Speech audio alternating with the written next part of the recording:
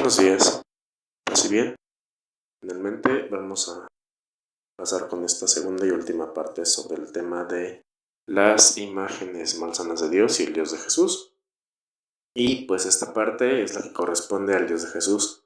Les recomiendo tanto revisar el texto que viene en el enlace del primer video como de este segundo video en la descripción, como tener a la mano su Biblia para poder revisar las citas bíblicas que son pertinentes y que voy a ir mencionando. Finalmente, luego del recorrido por dioses fetiches que hemos visto en el video pasado, pasemos ahora al Dios revelado en la experiencia filial de Jesús. El Dios de Jesús es el Dios de la alegre misericordia. Así como en la parábola del Hijo Pródigo, yo lo llamaría más bien del Padre Amoroso, la cual tenemos en Lucas 15, versículos del 11 al 22, es el Dios que celebra con la fiesta el perdón. Aquel a quien la alegría de estar cerca del Hijo amado es más importante, que no juzga escarmiento sobre su Hijo que ha regresado, dado que ya está escarmentado en su caminar y aprendizaje. No pide la perfección, sino la apertura al amor y a la vida. Da preferencia a nuestro corazón y nuestra voluntad de vida que a nuestras acciones bajo la norma. Desde aquí tenemos varios puntos en contra de esas imágenes malsanas de Dios, de lo que no es el Dios que Jesús manifiesta. En este caso les decía, lo menciono más como la parábola del Padre Amoroso, porque si analizamos el texto de Lucas, no descuida a su hijo que cumple su voluntad, cual se cela inmediatamente cuando regresa el hijo que se fue, que se gasta ya su parte, pero sí festeja y celebra que haya este cambio de vida para poder seguir avanzando. Celebra el que ya el hijo presente, que está vivo. Si se fijan, es algo más existencial en ese punto que estar simplemente revisando de, no cumpliste con esto, no cumpliste con el otro. No, ya estás aquí, y ya que te encuentras aquí, entonces qué bueno que podemos seguir avanzando de esta forma. Ahora, como parábola, pues esto es una explicación. La vida común, la metanoia, como les decía en el video pasado, pues implica seguir avanzando, implica seguir transformándonos y seguir cambiando cada vez. Tenemos diferentes cuestiones para trabajar, por lo tanto podemos irlas transformando para seguir avanzando de tal manera que en este caso pues somos el hijo pródigo no una sola vez, sino varias veces. También es el Dios del amor incondicional, aquel que no pide, ni compra, ni vende nada a cambio de él. Se entrega y dona en la totalidad. Recordamos en videos pasados sobre Francisco de Asís que mencionaba que Francisco utiliza la palabra sumus, en latín, sumo y glorioso Dios, pues lo traducimos como oh alto y glorioso, pero sumus les hablaba de que es una propiedad también, la sumidad, que es una propiedad que abarca todo y desborda todo. Es simplemente un panteísmo de abarcar o estar en todo, no, sino que todo es parte igual de Dios, pero todo eso también se desborda al punto de que, pensándolo de manera lógica, es lo que permite que el amor no se detenga, que el amor no se mide, que el amor se da en todo momento y se explaya. Se entrega y dona en la totalidad, queriéndonos por lo que somos y no por lo que hacemos.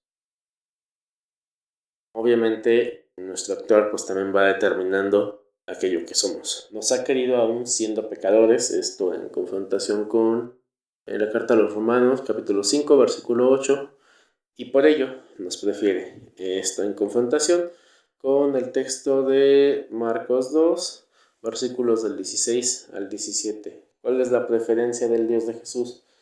Que el ser humano que está vivo, que camina, que sigue dentro de la vida y que tiene esa cuestión de cambiar en todo momento, de transformarse, de poder resucitar, ¿no? Porque nuestra fe está a final de cuentas vista a la luz de la resurrección.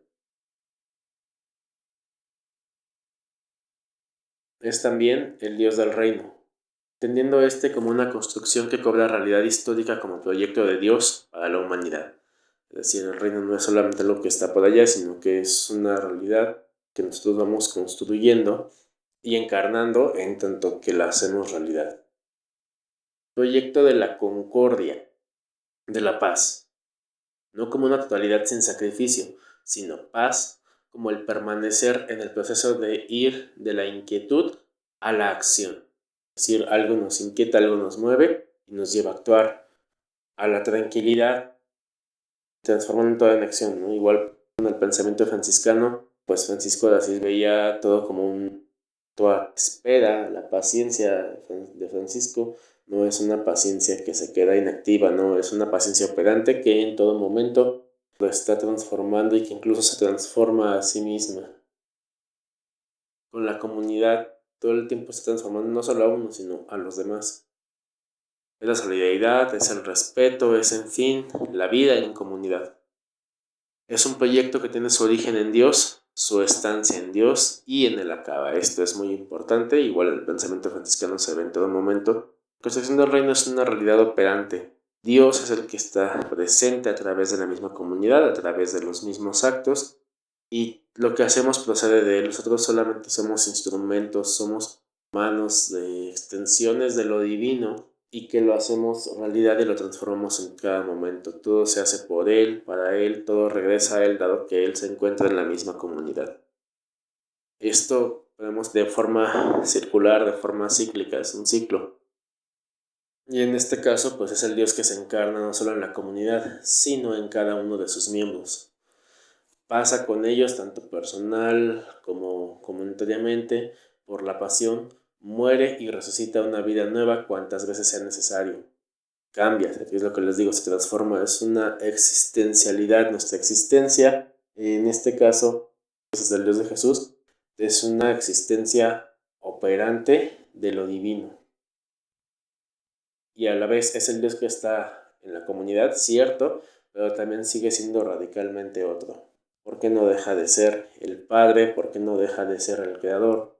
¿Por qué no deja de ser el sumo Dios de Francisco, por ejemplo? También no es un Dios del cual se pueda tener conocimiento o posesión.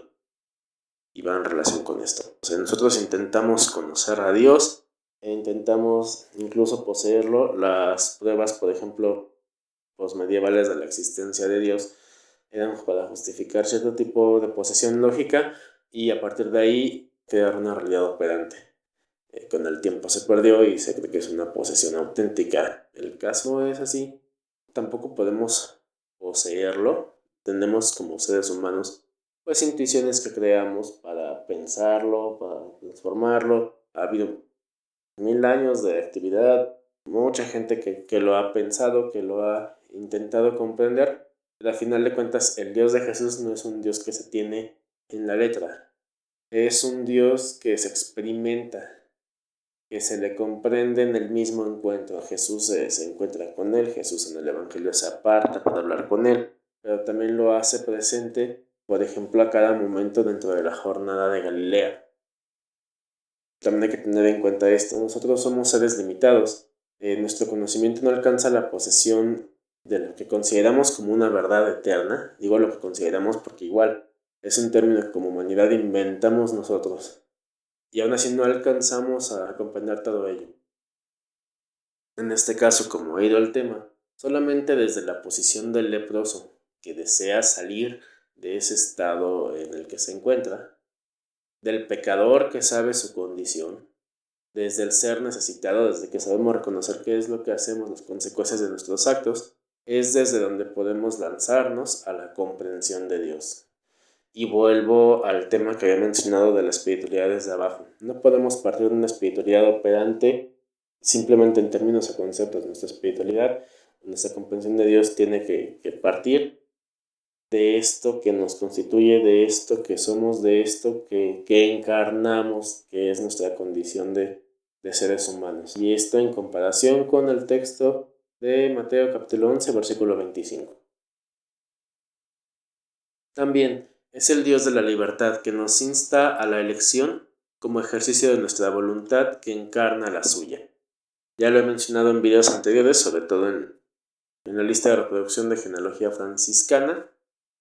Don Scoto nos habla del querer divino, es característica de la sumidad que ya les decía se desborda y entonces Eso es lo que Dios opera y quiere de sí mismo, pensándolo en un nivel lógico. Y entonces la voluntad de Él, el querer divino, es la voluntad de encontrarlo en nosotros mismos y de poder elegir. La elección en este caso, la libertad es en todo momento una elección, al menos la libertad franciscana, una elección que parte del amor y de la constitución del mismo ser humano. Si existe una norma para esa libertad, esta es el amor, solo como una norma y no más. Es decir, es un punto lógico de partida. No quiere decir que el amor se regule como tal, que el amor se mida para poder ejercerlo o haya una ley específica. El amor, como dijera Federico Nietzsche, va más allá del bien y del mal. El amor sobrepasa los límites de la moralidad misma a la hora de donarse y de desplegarse. No hay camino escrito para estar y permanecer en Dios. Es necesario soltarnos en Él como una hoja llevada por el viento. Esto en comparación con Mateo 6, versículos del 24 al 34. También es el Dios de la Pascua, del paso de la muerte a la vida. Si el grano de trigo no muere, no puede dar fruto. Necesitamos pasar por la pasión, por la muerte, para dar lugar a la resurrección. Esto en confrontación con el Evangelio de Juan, capítulo 12, versículos del 23 al 24. Es el Dios encarnado, el que llega a la kenosis o abajamiento, hablando en términos paulinos. Pasa por la condición de humano como cualquier otro. Escoge lo pequeño, lo sencillo y lo pobre, estamos hablando ya franciscanamente, como marco de acción y encarnación. En este caso el término encarnar es un término que me gusta mucho desde su etimología, porque encarnar, vamos a dividirlo de esa forma, ¿no? En nos habla de estar dentro de algo, ese prefijo, y en este caso carnar, la carne, esto que nos constituye, que no es solamente el cuerpo, la piel o los huesos. La carne es también, hablando filosóficamente, un territorio de discursos que nos constituyen, digamos, de manera social, ¿no? Todas esas cosas que nos han enseñado, que nos van definiendo, que vivimos de por sí y nos atraviesan como cuerpos y nos producen justamente como carne. En este caso entendiéndolo como una unidad, como un conjunto, relacionándolo también con el pensamiento judío, en el cual pues no existe la división de alma y cuerpo, sino que el ser humano se pronuncia como basar, en esos términos, que normalmente hacia el griego se traduce como carne animada.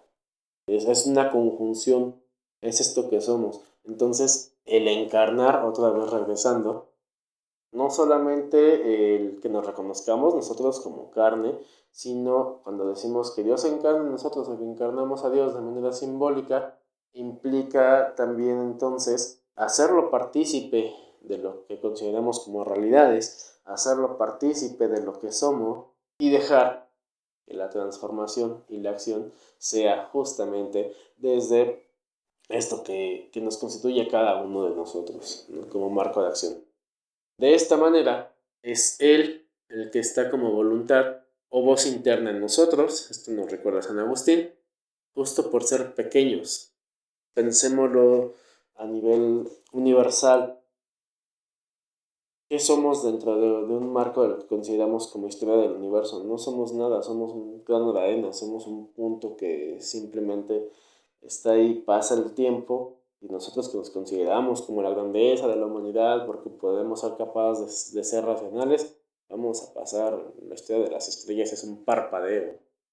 En eso me refiero con la pequeñez. Débiles, ¿no? Es una constitución no porque diga, ay, pobrecito de mí, no, sino que tenemos una fragilidad a nivel físico bastante interesante, ¿no? Constituye como humanos. Dios prefiere lo sencillo a las grandes teofanías como un marco de encarnación. Estoy pensando en el prólogo del Evangelio de Juan, que es Juan capítulo 1, versículo 14. Es el Dios de la esperanza. que abre la posibilidad de que podamos generar un cambio a una nueva vida en un marco histórico determinado, dándonos la capacidad de crecer, esperar y andar con Él a su lado recorriendo Galilea como en el Evangelio de Marcos. Ahí es donde podemos encontrarlo, en la misma acción de todo lo que Él nos señala ya como camino. El Evangelio de Marcos justamente funge como una especie de catequesis, ¿no? Donde lo encontramos siguiendo sus pasos, que es lo que nos dice pues, en el final original de ese Evangelio. Vuelvan sus pasos sobre Galilea y ahí lo verán, donde vamos a encontrarlo como resucitado en las experiencias de vivir la experiencia de lo que Él nos fue enseñando. Nos queda a todos y cada uno la tarea de reflexionar sobre los dioses fetiches que poseemos y a cuál de ellos hemos dado cabida en nuestro vivir como cristianos. Analizar en qué puntos estamos en la experiencia de Dios de Jesús o si aún elevamos sacrificios a nuestros ídolos hechos a nuestra imagen y semejanza. De manera de pregunta, ¿qué fetiches nos han impuesto y cuáles hemos adoptado? Hablando ya a manera de historia personal, cada uno tiene que responder esto. Cada uno lo meditamos ante Dios, ante lo que somos. Trabajar nuestras heridas y miedos no es sencillo, o sea, es un proceso muy largo, muy tedioso, muy cansado y que por el tipo de educación occidental que tenemos en la cual ya no miramos hacia nosotros mismos, pues quizás nos cuesta un poco de trabajo incluso identificar todo esto, ¿no? Porque se nos ha enseñado o estamos dentro de una construcción capitalística que nos dice que lo que importa es el individuo, a veces hablando de manera discursiva, es nada más toda esa información que te arrojaron de lo que dicen que eres, de lo que dicen que es el éxito, de lo que dicen, cuando en realidad nos olvidamos de ver qué es lo que auténticamente somos cada uno. El relato del leproso de Marcos parece señalarlo como algo sencillo y casi mágico. Parece que tiene un toque de que Jesús le dice, órale pues, que quédate, sal de ahí y ya está. Sin embargo, hay que tener en cuenta en esto, en el Evangelio de Marcos, las cosas importantes son escritas de manera corta y concisa, como este pequeño relato. Figura un proceso de sanación de toda una vida, para el cual hemos de comenzar cuando nos sintamos hartos de nuestra condición de leprosos. Podemos ser leprosos de diferentes cuestiones, cada quien sabrá lo que tenemos. Caminar al lado de Jesús por Galilea implica la aceptación de asunción de nuestra humanidad, que reconozcamos qué es lo que somos, de recorrer lo que Él recorrió. Otra vez, es toda la experiencia humana por la que Jesús va pasando, en este caso en el Evangelio de Marcos, en la clave del amor incondicional de Dios. Tengamos en cuenta que, como dije, todo procede de Él, todo parte de Él, ¿no? Dios es el principio final y el presente constante, y tomándola en cuenta como vocación de vida, que esta es la visión de Jesús, ¿no? Cómo Jesús ve a Dios, no solamente como Padre, sino como una vocación de un actuar constante en esta clave que he mencionado. Finalmente, pues acabamos mencionando la bibliografía, que ya se mencionó en un principio, en el video pasado. Nos estamos basando en el libro Galilea, año 30, Historia de un conflicto, editado por el Centro de Reflexión Teológica, CTR de México, y cuyo autor es el jesuita Carlos Bravo, sobre todo para esta última parte. También en el libro de Cabarrús, que se llama Crecer bebiendo del propio pozo, taller del crecimiento personal. Lo edita Disclaimer Brauer, fue editado de Bilbao, España, en el 2002. Y la reflexión primera que tenemos sobre el pasaje del leproso y la reflexión en sí misma, la tomé de Ansel Grum en un texto que lo recomiendo mucho, que se llama Su mano sobre medida y que se encuentra en el libro Buscar a Jesús en lo cotidiano, ejercicios de la vida diaria. Este es de la editorial Nansea, fue editado en Madrid en el 2001 y concretamente el texto fue extraído de las páginas 40 a la 46. Pues bien, espero que les haya gustado estos dos videos, espero que les sirva tanto como formación humana como reflexión dentro de este tiempo de Cuaresma. Con esto acabo la temática de marzo. Y pues para abril tendremos nuevo material y nuevo video. Me pueden ayudar compartiendo estos videos, compartiendo este material. Siguiéndonos también en redes sociales, me encuentro en un grupo de Facebook que se llama Acervo Digital para Formación Permanente OFS. Igual les comento rápidamente porque de repente hay como confusión en este grupo. Este grupo funciona, como su nombre lo dice, como un acervo. Es decir, específicamente me dedico a recolectar textos o videos que sirvan para la formación en un tenor semiacadémico, es decir, si van clasificados con nombre, autor, de una forma bibliográfica, de tal manera que sirva para tener una bibliografía concreta y constante. También si les interesa la genealogía franciscana, hay otro grupo de Facebook que se llama Genealogía de la Altísima Pobreza, Introducción. Y pues ahí me dedico a hacer estudios genealógicos, que es mi rubro como filósofo, sobre cómo se fue constituyendo el movimiento franciscano y qué aportó ese movimiento franciscano a manera de pensamiento y de cultura, concretamente desde Francisco de Asís hasta el siglo XVI, aquí en México, con el movimiento de la Iglesia Indiana. Pues bien, muchas gracias, los invito a visitar eso, los invito a visitar dentro del canal esta lista de formación OFS, como la lista de genealogía franciscana, donde podrán encontrar videos al respecto también. Y pues les doy las gracias, espero se encuentren muy bien, paz y bien.